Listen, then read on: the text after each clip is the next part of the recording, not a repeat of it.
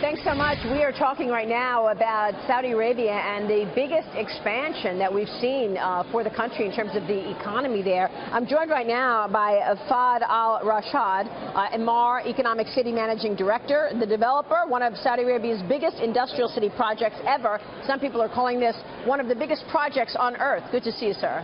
Great to see you. Thank you for having me. Thank you so much for joining us. And we've been watching Saudi Arabia over the last year and a half try to diversify away from 100% all in on oil. Is that really what this is about, trying to diversify the economy to touch on more construction, touch on tourism? Yeah, this is a big part of it. So focusing on the sovereign wealth fund, which will move us away from oil into more income-producing assets, but also looking at new industries like tourism. We are the 17th most visited country in the world, and we plan on doubling the number of visitors for pilgrimage and religious tourism. And so there are many areas that we're going into in Saudi Arabia.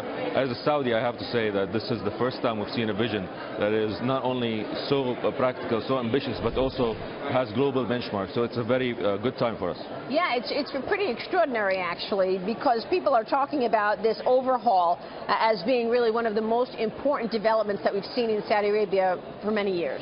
Yeah, it is, and it will not only impact Saudi Arabia. Over the next 5 years, I think it will pull the region. Because if Saudi Arabia can do it, other countries around the region will have also a lot to do to catch up. So how will you do it? How do you attract tourists right now to Saudi Arabia? Well, today, because we have Mecca and Medina, we are the 17th most visited country in the world. We already have 15 million people that visit us.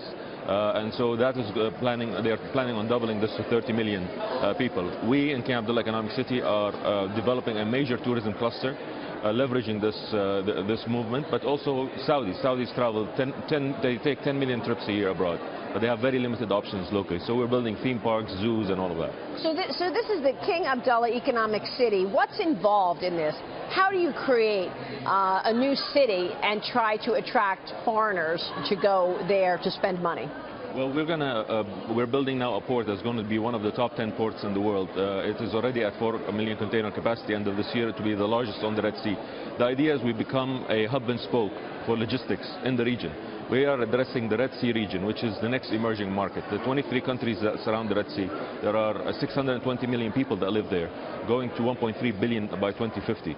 So it is the next China, the next India, and we plan on being the hub for addressing that market. What's your take right now on the conversation happening in America about Muslims, about this election, Donald Trump and the comments that he has made? How is that playing into your, obviously, outreach to the world to try to bring them to Saudi Arabia? Well, it's fun to watch the political discourse in America these days especially, but I think, for us as people, as business people, we've always done business. We understand the markets. I have studied here in the U.S., so the people-to-people relationship, business-to-business relationship is thriving at this time.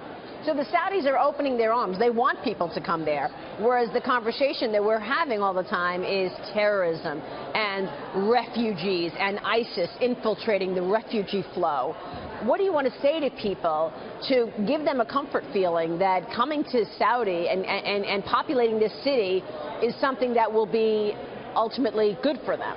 Well, we are very successful. We signed up last year 23 new companies to invest in the industrial zone. So it has not been an issue. Companies understand the opportunity, and they understand that the region has had challenges. Every decade we've had a war.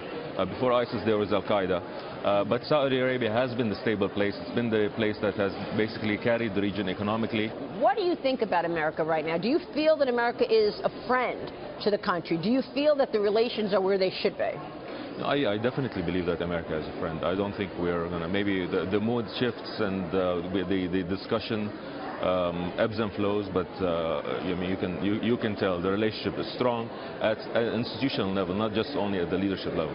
So how would you characterize the economy right now in Saudi Arabia? Well, it's, when you have an economy that was producing $1 billion of oil revenues a day, it's very difficult to see the private sector end of it, the non-oil sector.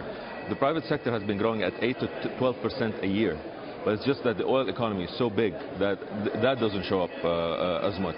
But the economy is continuing to grow. We expect growth of 3.5–4% this year.